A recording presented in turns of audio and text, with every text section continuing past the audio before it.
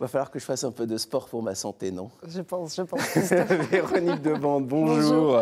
Vous êtes directrice de l'association Proxy Santé. Alexandre Pin, bonjour. Bonjour. Écoutez, ce qui va suivre, ça devrait vous intéresser. Vous qui êtes un grand sportif et qui prenez grand soin de votre santé. Alors Véronique... Hypochondriaque. Pardon? Je suis surtout hypochondriaque, donc je pense que ça va me servir. Écoutez très attentivement.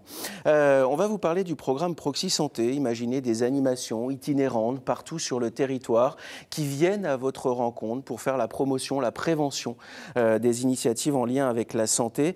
Véronique, Proxy Santé, c'est un programme qui se développe, qui rencontre un succès grandissant. Il est né dans notre région. Comment est né ce programme? Tout simplement, Proxy Santé donc, est né en 2008, donc il y a 11 ans, à l'initiative d'une infirmière que je suis et d'un médecin généraliste libéral qui étions frustrés de notre approche simple du soin.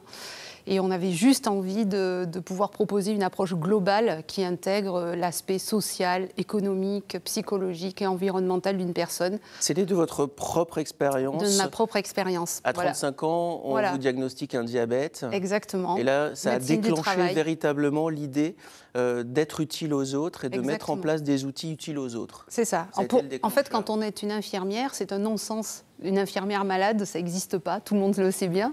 C'est vrai. Et dans la tête des gens, c'est ça. C'est comme les médecins sont jamais malades. Et dans la tête d'une infmière aussi. C'est-à-dire qu'on se sent un peu indestructible. Vous-même, vous culpabilisiez? Pendant 1 an, j'ai mis à accepter ce diagnostic de diabète. Et au bout d'1 an, en fait, j'ai pris conscience en fait, de ce que ça pouvait donner. Et je me suis retrouvée dans les coulisses. C'est-à-dire juge et partie, soignant, soigné. Et j'ai commencé à bien comprendre en fait, ce que me racontaient mes patients. J'ai commencé à écouter. Et du coup, on entend les besoins des gens quand on se retrouve de l'autre côté, à vivre les choses. Bien sûr. Essentiellement en milieu rural, d'ailleurs. C'est là où il y a un véritable déficit, un manque. Quels sont les objectifs de l'association Proxy Santé que vous dirigez? Les objectifs, comme son nom l'indique, Proxy Santé, santé de proximité. Se retrouver au plus près des gens, dans leur cœur de vie. Une personne hospitalisée, vous pouvez la prendre dans un événement ponctuel, c'est pas sa vie du quotidien, c'est pas comme ça qu'elle vit les choses. Et donc, du coup, les objectifs, ça a été d'amener tout de suite une approche et des solutions en proximité et à domicile, au plus près des gens, en fait, dans leur lieu de vie, dans leur lieu d'activité. Alors, on parle de prévention et de promotion pour la santé. Concrètement, ça veut dire quoi? On entend aussi souvent parler d'éducation thérapeutique du patient. Est-ce que c'est en lien? Exactement. En fait, la prévention et la promotion pour la santé s'intègrent dans un dispositif global de santé publique. Et dans la santé publique, vous allez retrouver différentes dimensions. Vous allez avoir des approches qui sont plus centrées sur l'éducation pour la santé, les gens qui ne sont pas malades. Ça peut être les enfants, ça peut être on peut avoir des actions de vaccination, ce qu'on entend, les campagnes nationales. Ça peut être pour des gens qui sont à haut risque de devenir malades. Voilà, vous allez avoir des gens qui vont évoluer et qui vont avoir différentes problématiques. Vous allez commencer à fumer, vous prenez un peu d'embonpoint, etc. En vieillissant, vous avez un peu d'hypertension, donc vous devenez des personnes à risque.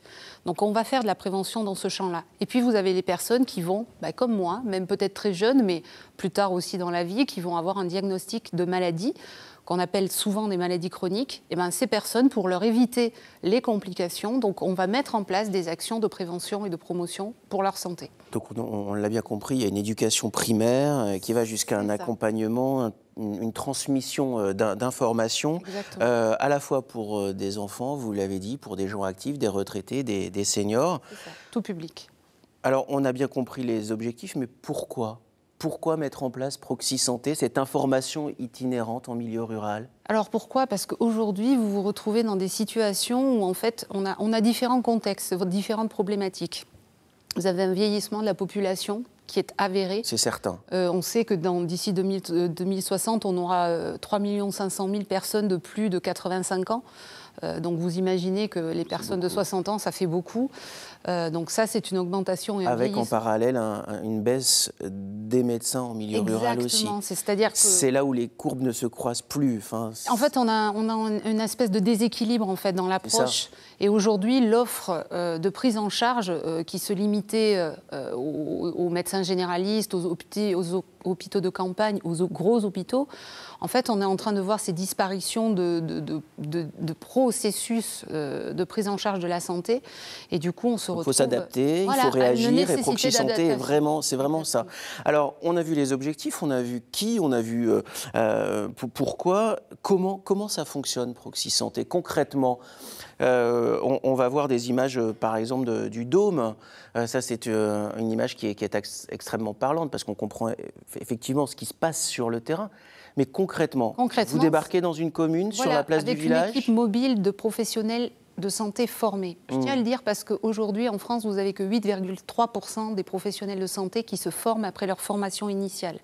Ça, c'est très important parce qu'aujourd'hui, on est en manque de personnes expertes dans la mobilité et dans l'approche pour permettre en fait de faire de la prévention. Donc ça, c'est une première chose. Donc, une équipe mobile de professionnels de santé formés et experts dans les domaines qu'on va aborder. Donc Proxy Santé, Proxy Dôme. Exactement. Là, c'est l'un des outils que vous mettez en place. Exactement. Donc c'est exactement pour pouvoir en fait faire que cette équipe est un environnement qui a été créé et qui a été créé aussi avec l'aide des personnes. C'est-à-dire que ce n'est pas sorti que de notre imagination. Les gens ont besoin aujourd'hui, pour rentrer dans un dispositif d'éducation, et surtout l'éducation en santé, quand vous voyez toutes les informations qui passent par la télé, vous avez compris les fausses informations sur Internet. Exactement, et les fausses informations. Et on a besoin en fait aujourd'hui d'avoir des environnements où les gens se sentent en sécurité, sont capables de trier les informations, de pouvoir les utiliser à bon escient. Être acteur de leur parcours de santé et de leur maintien à domicile. C'est-à-dire qu'aujourd'hui, on donne les moyens aux gens de rester à la maison. Vous avez ce qu'on appelle la révolution numérique, l'intégration dans le quotidien pour les gens de nouveaux objets connectés. Vous allez parler du vélo, je sais que vous allez parler de tout un tas de choses. On a des capteurs, on a tout un tas de choses.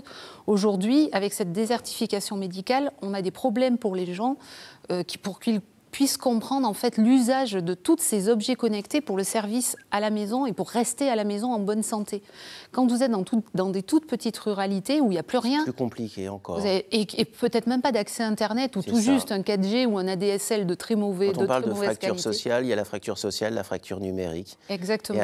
Ce n'est pas qu'une fracture, c'est plusieurs fractures. On a vu ce dôme. Vous débarquez dans un village, vous montez le dôme, vous faites de la prévention santé, de l'information avec une équipe. Qui sont les gens qui interviennent? Qui sont les intervenants? Les intervenants sont principalement des enseignants activité physique adaptée. La moyenne de l'âge de notre équipe, 27 ans. Donc, jeune, pour vous dire, c'est une dynamique. Équipe de très jeune, de très dynamique, et de gens qui ont vraiment du sens à aujourd'hui amener à des personnes isolées, fragiles, des solutions. Et on a vraiment, donc, comme je vous dis, des enseignants activité physique adaptée, des diététiciens, des sophrologues, des infirmiers, des médecins spécialistes, qui peuvent dédier une toute petite partie de leur temps, et ils vont le dédier encore plus parce qu'on va intégrer dans nos dispositifs la téléconsultation et la télémédecine, de façon à pouvoir accéder à ces médecins loin, maintien à domicile, télémédecine. Et tout ça, il faut que l'information arrive chez le patient, évidemment. Vous avez vu Proxy Dôme, ce dôme qui s'installe au cœur des villes. Et si le dôme ne s'y installe pas, il y a aussi un Apibus, qui est une sorte de camping-car aménagé. Qu'est-ce qui se passe autour de ce camion aménagé itinérant, là aussi? Alors, pourquoi on a choisi un camping-car? Vous avez très bien... parce qu'en fait, on avait comme besoin, et les gens avaient comme besoin de se sentir comme à la maison. C'est-à-dire que pour lever tous les freins à la discussion... Vous arrivez comme l'épicier, c'est Proxy Santé. Gyrophare. Non, je plaisante. Non, vous avez... En fait, on a vraiment un dispositif qui a été réfléchi avec les gens pour que ça soit comme à la maison. On lève les freins, on arrive à discuter, et on fait à l'intérieur, donc on peut recevoir jusqu'à 5 à 6 personnes à l'intérieur de ce camping-car, qui est aménagé totalement avec des espaces, Quelle bonne idée. Il y a des échanges, en fait. Vous nourrissez aussi des échanges, des manques et de l'inaccessibilité à certains outils de la santé. C'est ça. On va prendre 2 exemples très concrets. La santé des seniors, par exemple. C'est quelque chose qui est primordial. Alors évidemment, quand on habite en ville, on se dit qu'on peut aussi avoir accès facilement. Oui et non. Mais en milieu rural, c'est vraiment un vrai déficit. C'est un vrai déficit. Aujourd'hui, en ruralité, qu'est-ce que vous trouvez? Une épicerie, une église, une mairie. Allez, en gros, on va dire, c'est les gros. Voilà. Oui. Médecins, vous en avez de temps en temps. Des infirmiers, pas beaucoup. Et après, tous les autres dispositifs de santé, vous ne les avez pas. Donc aujourd'hui, pour les seniors, c'est catastrophique. Pour les seniors, c'est une vérité. Ils ont connu mieux. Bonjour, monsieur. Oui, ils ont connu mieux et ils vont même pouvoir... aujourd'hui, vous allez pouvoir amener, grâce au Apibus, en fait, toutes ces solutions. On va exporter ce qui se passe en ville à la campagne. On va réduire les inégalités. On va permettre aux gens en fait, d'accéder à des dispositifs de prévention. Qu'est-ce qu'on va faire? Des ateliers santé globale. Ça peut être des ateliers de nutrition, d'activité physique, sur le sommeil, sur l'accès aux droits des seniors. Voilà. On est vraiment sur tout ce qui permet... Parce que ça manque vraiment. Mais ça manque vraiment. Ça n'existe pas. Vous avez des tout petits villages de 500 habitants, vous n'avez pas forcément des services à la mairie de CCAS, d'information. Et les seniors ne vont pas forcément aller à des conférences en plein cœur de ville, à Bordeaux, à Bayonne. Ils ne peuvent pas se déplacer. Vous avez la problématique du déplacement. Et bien sûr. Alors ça, c'est essentiel, voilà. Essentiel. Alors souvent, il y a des campagnes à la télévision, par exemple, pour le mois anti-tabac, pour arrêter le tabac. La semaine du diabète. Il y a la semaine du diabète, et vous savez de quoi vous parlez, Véronique, évidemment.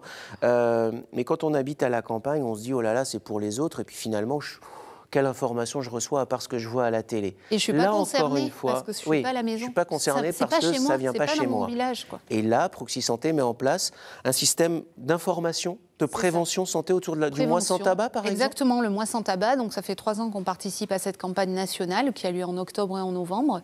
Et on va positionner en fait le dispositif soit à Pibus dans les petits villages, à côté de la pharmacie qui va distribuer, qui rentre dans la campagne, bien sûr. Qui va distribuer les substituts nicotiniques. Un substitut nicotinique est intéressant quand vous avez derrière le conseil pour l'utiliser. Bien sûr. Parce que vous pouvez très bien aller dans votre pharmacie, acheter les gommes à mâcher, positionner un patch. Mais si on n'a pas le conseil qui va avec, mais si on ne vous dit pas le dosage du patch, etc. Ça peut même être dangereux.